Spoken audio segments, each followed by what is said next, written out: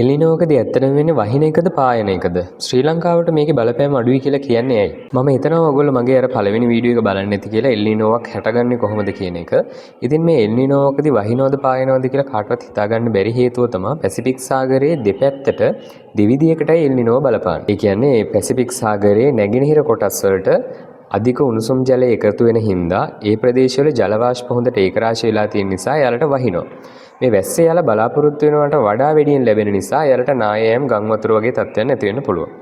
ඉතින් අපි මේ පැතිවල සාගරයේ ජල වාෂ්ප ක්‍රමානුකූලව අඩු වීම නිසා අපිට ඇත්තටම ඇති වෙන්නේ වැසි රහිත කාලගුණයක්. ශ්‍රී ලංකාවට මේකේ බලපෑම අඩුයි කියලා කියන්නේ ඇයි? ඒකට හේතුව තමයි ඔයගොල්ලෝ නොදන්න ඕනට ශ්‍රී ලංකාවේ දේශගුණය හරිම විශේෂයි. මේකේ භූගෝලීය පිහිටීමත් හරිම විශේෂයි.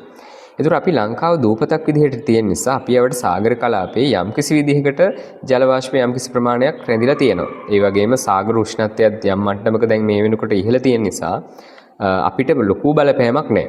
නමුත් අපි බලාපොරොත්තු වෙන විදිහේ වර්ෂාපතනයේ අඩුවීමක්, ඒකේ තීව්‍රතාවයේ අඩුවීමක්, ඊට පස්සේ සමහරට අන්තර්මෝසම් කාලෙදී අපි බලාපොරොත්තු වෙන වර්ෂාපතන නොලැබීමකුත්, ඊට පස්සේ ඊසාන දිග මෝසමේදීත් යම්කිසි විදිහකට වර්ෂාපතනයේ තරමක් අඩු වෙන්න උනත් මේකේ හැකියාවක් තියෙනවා. හැබැයි අපි සුබවාදී බලාපොරොත්තු තියාගනිමු. සාගර ජලය ගොඩක් උණුසුම් නිසා සංවහන වැසි, ඊට අමතරව අඩු පීඩන කලාප එහෙම නැත්නම් වාසුලි වැසි අපිට ප්‍රමාණවත් පරිදි ලැබුණොත් අපිට මේ කියන තත්ත්වයන්ගෙන් ගොඩක් දුරට මිදෙන්න පුළුවන්. නමුත් ඔබ මතක තියාගන්න මේ එල්නිනෝෙන් පස්සේනේ ලානිනා කියලා තත්ත්වයක්. එතනදී නම් අපිට ලොකු ගම් වතුරකට මුහුණ දෙන්න සිද්ධ වෙනවා.